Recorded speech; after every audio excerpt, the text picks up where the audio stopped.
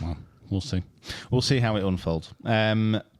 Because it's interesting. One of the big dividers between the teams as far as who can get selected is obviously where you play your golf. Mm-hmm. So European Tour will have the rights to the European Ryder Cups. So one of their prerequisites is you need to complete a certain number of events on the European Tour and obviously be high enough ranked in the world rankings to qualify automatically. So with that in mind, we have 9 LIV golfers, not all the European, who have actually paid their fines on the DP World Tour and will be playing DP World Tour events next year.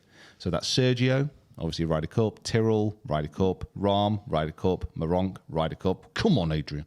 Absolutely no chance. Dean Burmester, who's South African, Neiman from Chile, obviously. Peters, Belgium, Ryder Cup. Reed, USA, Ryder Cup. And then Herbert, Australian. So there's a few players in there who won't qualify for that, but they will qualify for President's Cup as well. And the President's Cup this year was really very much a one-sided event because so many of the international players were on the LIV Tour and they didn't qualify. Yeah. So, you have players here who are actively... It's not quite the same, and I obviously understand that if you go to LIV and you're a big-name player, you're going to get a lot of money. So paying a fine for the DP World Tour is honestly not a lot for these guys. Like Rahm, what was it, 400 million over 4 years? Yeah. Like he can afford to pay a fine for the DP World Tour. He's not going to be out of pocket. Wasn't this fine like something like 300,000 or something? Yeah. Maybe less. Yeah, when you talk about these figures, nothing makes sense when it starts to get to these figures. Yeah. So those guys have paid those fines with the idea that they can get back, play some events, and then hopefully qualify for Ryder Cup, which is, from a European standpoint, is what you want. But if you're on the DP World Tour, like, how do you feel about this? Because it was controversial. These guys have been paid a lot of money to go join a rival tour. They're still going to be playing on that tour, but they've paid a fine and they want to come back and play DP World. I don't know. Yeah, it's a bit of both, isn't it? It's like, obviously those people that are coming back, Tyrrell, Rahm, Sergio, they're all sort of like, your big names that will attract these people to come in, where, the DP World Tour does really struggle with getting patrons in, getting supporters in, getting eyeballs onto these events. Bringing these people in is probably a good business decision for them. But I know it's kind of like, you have your cake and eat it. Is that a phrase? You know what I mean? So it's very difficult. I love watching Tyrrell. I love watching Rahm. So the more opportunity I get to see them, it's always a good thing. And having Sergio back's pretty cool. Yeah, as well. the difference is that yes, it's have your cake and eat it, or the other way around. If you've watched Manhunt Unabomber. What? If you've seen that, you'll know that we say that phrase wrong, and that the entire time it was written the other way around. It's supposed to be eat your cake and have it too, instead of the other way around, which is how we say it. Anyway, It's from the Unabomber series. What was I saying? Oh yes, yeah, it is a little bit like that. However, they did pay the fines. The DP Worlds, they've said, right, you went to this tour. If you want to come back, you got to pay these fines, and they've gone, okay, yeah, and they paid them. If they hadn't paid them and still got to play, then I would have a problem. But you did your crime. Yeah. You paid your punishment, which was your fine for leaving and playing on a rival tour. And now, in theory, you can come back. Yeah. Is it in their contract now, though, that they get to still play LIV events and play DP World events? Because that's a little tricky. Yeah, but the thing is, LIV have never particularly cared. Like, if you go to LIV, you're on a contract to play in their events. But outside of that, they don't care. You do whatever you want. Yeah, You should do whatever you want. Yeah, but if you go and then play another LIV event, are the DP World going to go, oh, it's another fine? No, I don't think so. Yeah. So they've bought themselves immunity from... It feels weird. It does feel weird. It just shows like what a weird place the golf's in at the moment. And it's all about men's professional golf. Yeah, it's just about the money now, isn't it? Really? Well, of course. I mean, let's be honest about it. It's always about if you're playing professional golf, and this is one of the big dividing lines for me. If you're playing professional golf, you're playing in events to win money. That's your job.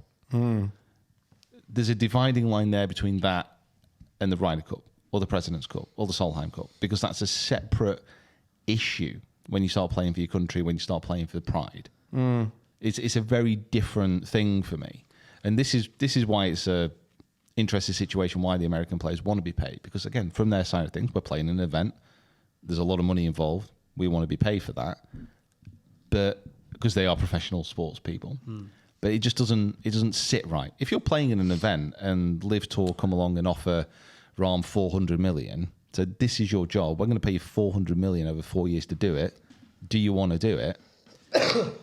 I mean... Yeah, what they got in those deals was security, wasn't it? Like, it now kind of really doesn't matter how well you play. Like Cam Smith is a prime example. Like, he went to LIV, immediately saw a downturn, stopped playing well. Yeah. In theory, he's still a very good golfer, but he stopped playing as good as he was playing before he left, and still got to collect his paycheck. In the DP World and PGA Tour situations, you have to play well to get paid. Whereas when you take LIV money, the money's there regardless of how you perform. So that's the difference between the two. Does that mean... what I want to know is, where do you think the line is for people coming back and getting to play in an event like the Ryder Cup? There's no lines anymore. Yeah, it's just all squiggly. It's like a spaghetti just being thrown down on the table. And next year it's going to be even... I predict it being even more spaghetti. Spaghetti. It's going to be just like bolognese everywhere. It's just going to be... I mean, next year you've got...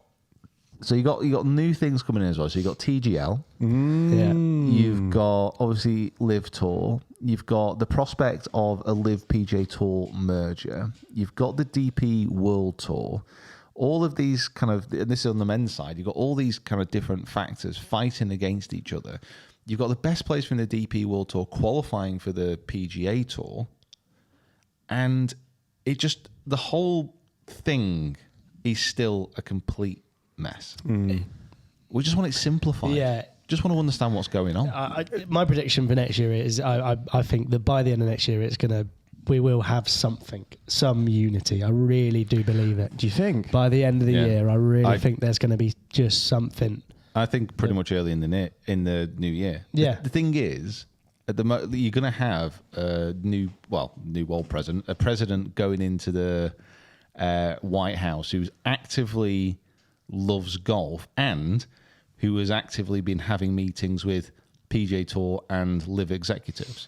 And he's openly said that he'll sort the whole thing out within, what did he say?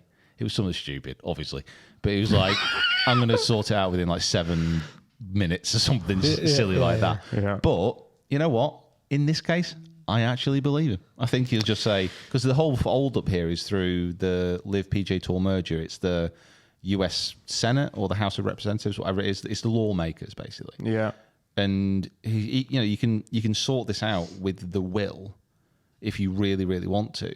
Yeah. So is the sticking point that it would remove competition from it's a bit like a monopoly on professional golf if you have one tour where everyone plays. Yeah, right? and it's something about kind of foreign investment into a US based company. Oh yeah.